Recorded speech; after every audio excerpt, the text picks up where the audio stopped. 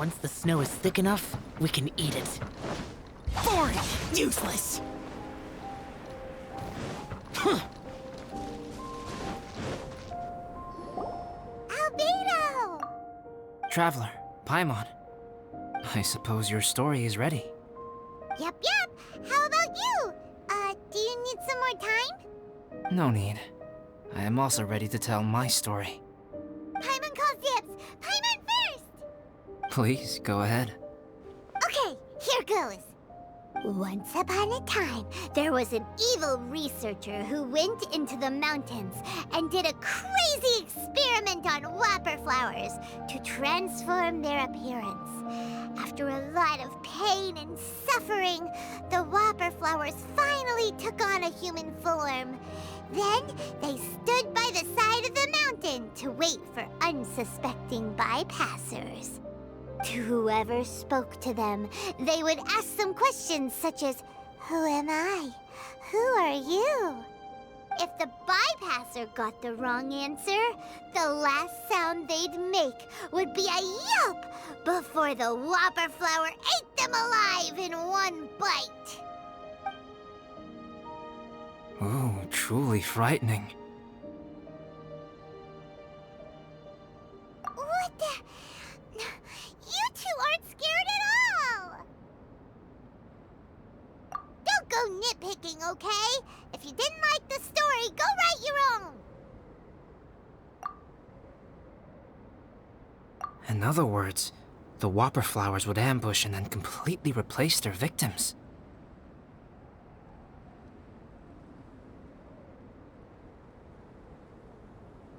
And then what? Go back to where the person lives? Enter their home? Eat their whole family? Paimon made up this story, but now Paimon's the one who's scared by it. It's a good story. Oh, may I write it down? I may bring it up in future conversations. What for? Just to scare people with? Yes. You've got a real mean streak, Albedo. Mine is a little longer than yours. It starts with an alchemist. A great alchemist once created Subject 1. Subject 1 was her proudest achievement, and successfully blended into human society. No one ever would have thought that this friend of theirs was in fact a synthetic human. However, unbeknownst to Subject 1, the alchemist had tried the same experiment many times before he had come into being. Some of the rejects from failed experiments had been discarded, but had not died. Subject 2 was one such failed experiment. He was swallowed by a great dragon that came to rest upon a snow-swept mountain. Many years later, he was resurrected by the dragon's mysterious power. He saw all kinds of people on the mountain, including Subject 1, who had somehow miraculously blended in among them. Never in Subject 2's wildest imagination had he thought it possible for experimental life forms such as they to deceive everyone so successfully.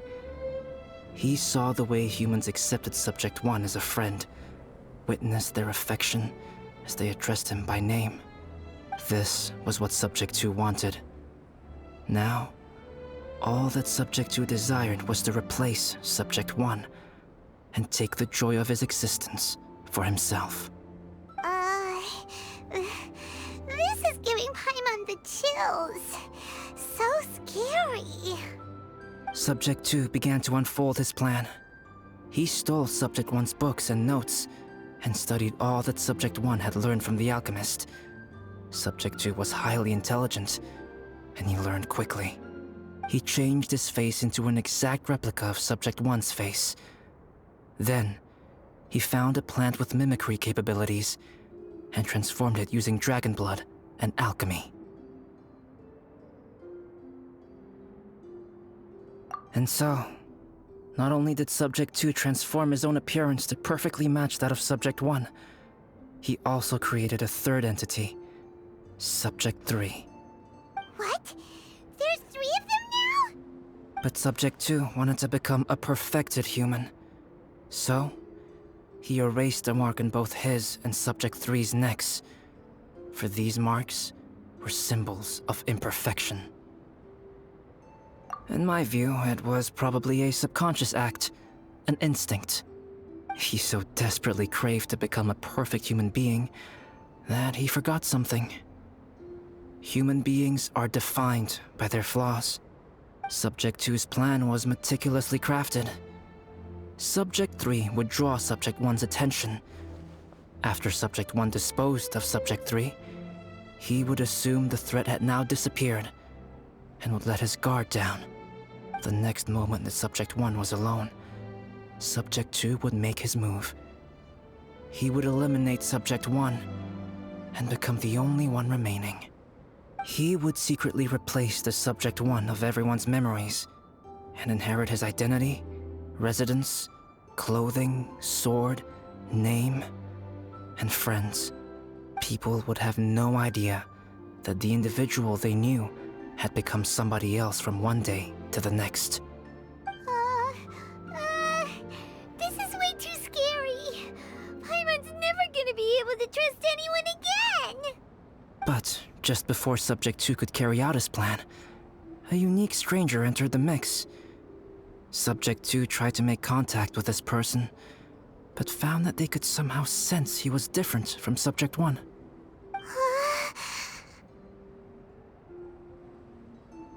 What's wrong? Are you scared? What happened then? What happened to the stranger? He became a new stage in Subject 2's plan. One more person that Subject 2 had to dispose of. It's as if there were 3 identical roses in a garden. Only one of the 3 was a fine specimen, while the other 2 were defective specimens that bore poisonous thorns. In all the world, only the gardener who tended to them could tell which was the good specimen. People do not like poisonous plants. Only a perfect rose can fetch a high price. If the inferior specimens wanted to conceal the fact of their worthlessness, they would have to take the gardener out of the picture, using their poisonous thorns. This is exactly what Subject 2 was thinking. So, he hid in the shadows and waited patiently. Maybe soon, he would get his chance to become truly human.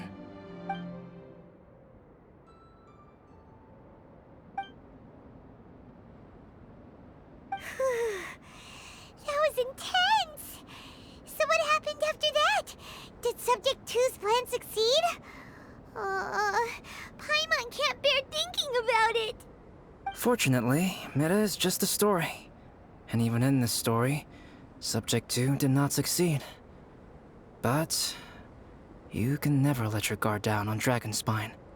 Monsters mutated with Durin's power and blood are also creatures of Rhine-Daughter, just like me. You must beware of all such creatures. I'm glad to hear that. It's okay. I know what I am.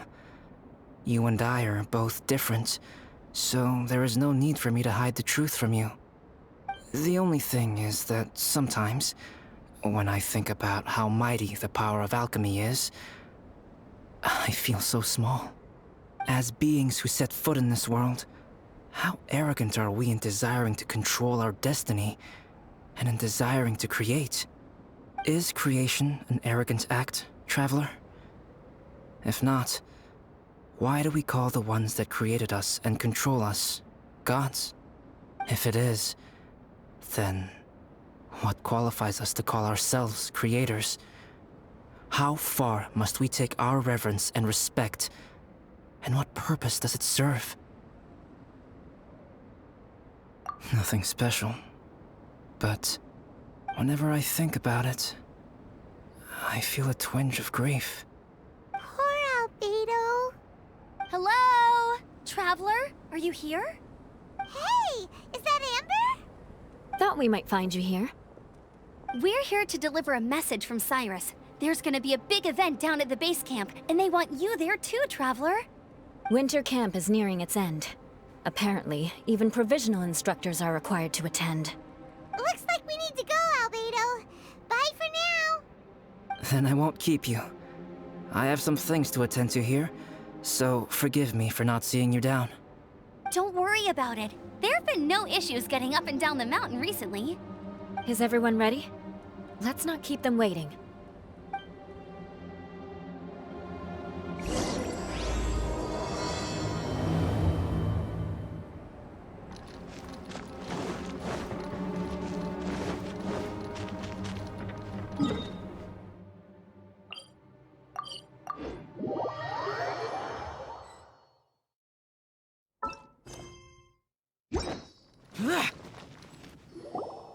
Huh?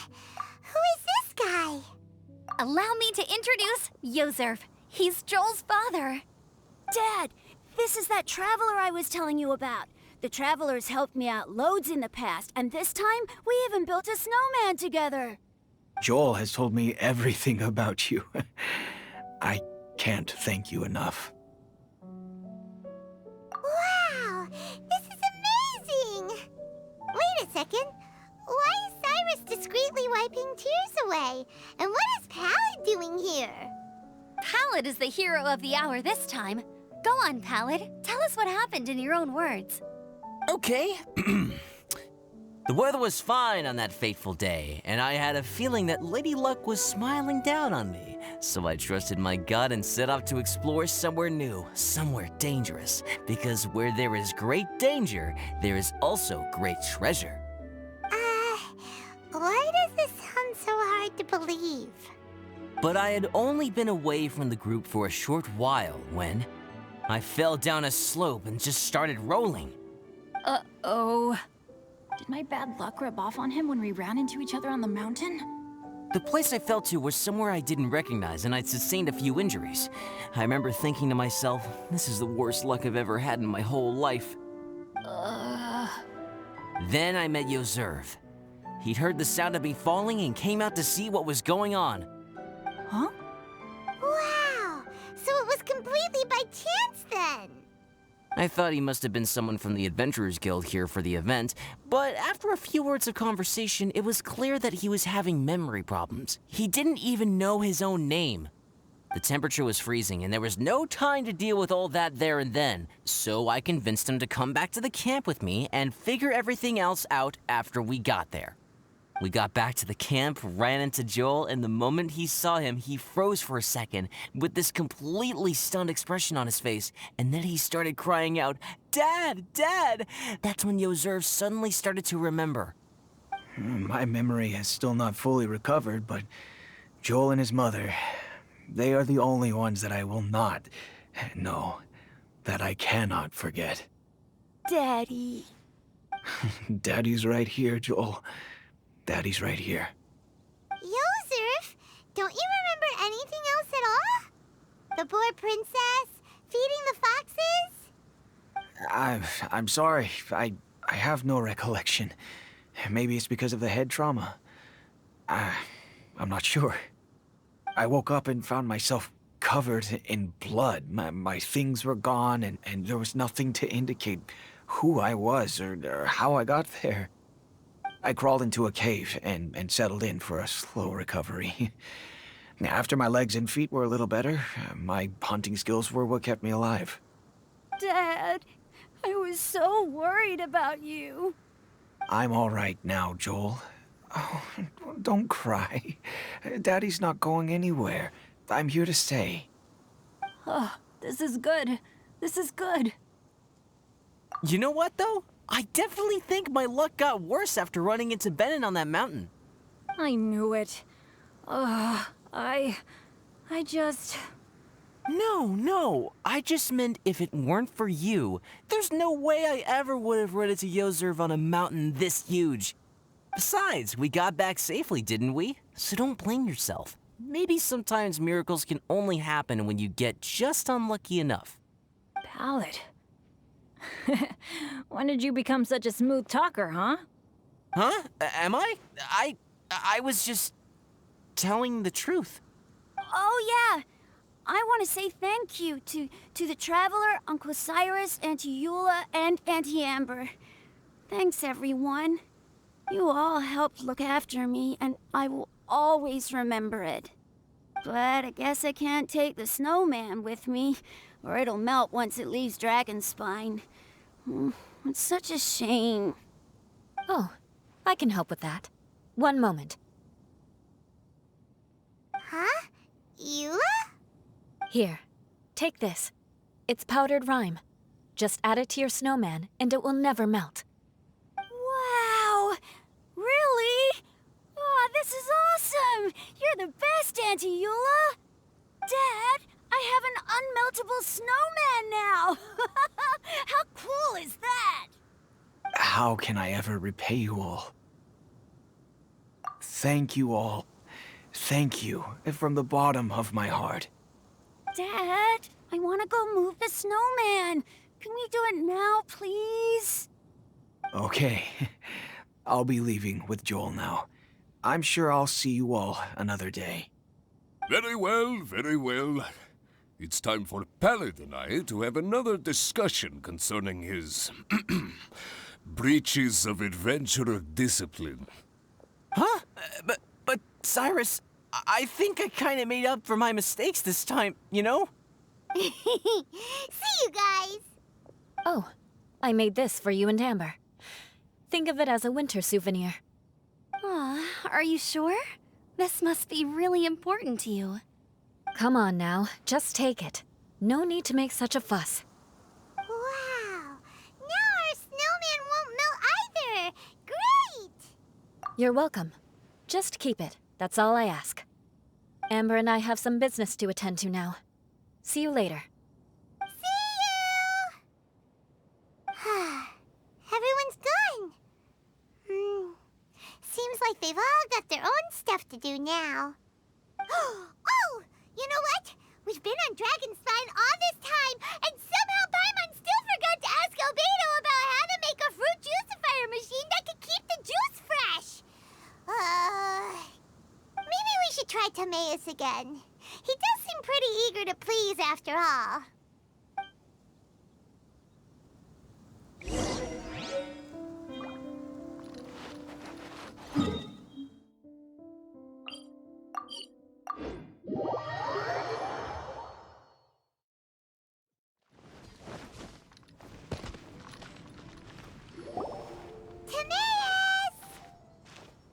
Traveler and Paimon, what can I do for you? Wait a minute. You've got that mischievous look on your face. Oh, you're not still thinking about that ridiculous juicer thing, are you? Timaeus, will you help us? Well, if the Traveler isn't really interested, then, yeah, maybe I'll give this one a pass. It's just the weirdest request ever. No, but Paimon's Sunsettias are gonna go to waste without it. And the time it would take me to research something like that, I could probably pick those Sunsettias again 10 times over. New research project, Timaeus? We meet again. Oh, Albedo, thank goodness. So the situation is, Paimon wants a machine that can turn fruit into juice and keep the juice fresh. I mean, surely it's... Majorly important, that's what it is. If you can manage to invent this, we'll never have to worry about fruit going bad ever again. That's impossible.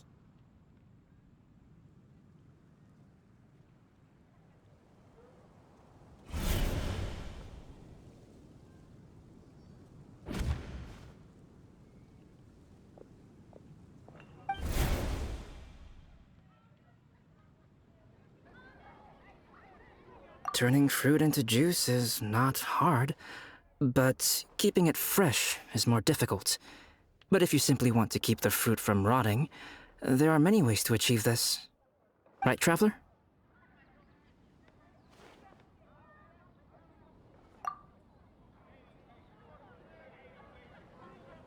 What about his neck? What's wrong? Is there something on my neck?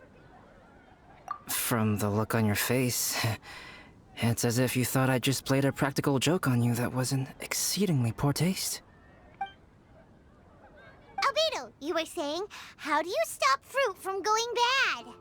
Well, one way would be to bury your fruit on Dragonspine, where the snow never melts all year round. But then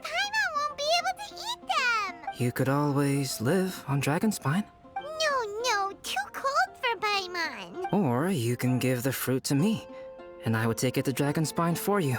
But since you don't like the cold, you'd have to send someone else to pick them up when you want them. This is where you come in, Traveler. Suddenly sounds a lot more feasible with other people doing all the work. Okay then, shall we go with that idea? Fruit buried on Dragonspine will stay fresh for much longer. However, it is also possible that the fruit will sprout and grow into fruit trees. Who knows? Maybe the next time you visit, it will have grown into an orchard. You can water the trees, add fertilizer, and when they finally bear fruit, you will have some fresh Sunsettias. No way! Then Paimon will have to be a gardener. That's not the goal here. Oh? Well, I don't think being a gardener is so bad.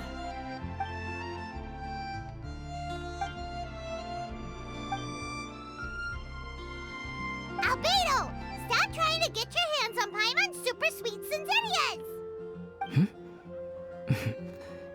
It bothers you, does it? Of course it bothers Paimon! They are the rarest, super-duper sweetest Sunsettias ever! And they're not for you! Okay, but they're just Sunsettias. I think you're only so attached to them because you don't have much fruit of this quality in your possession. When someone's pockets are full and their spirit is fulfilled, they don't easily fall prey to this kind of yearning. Really?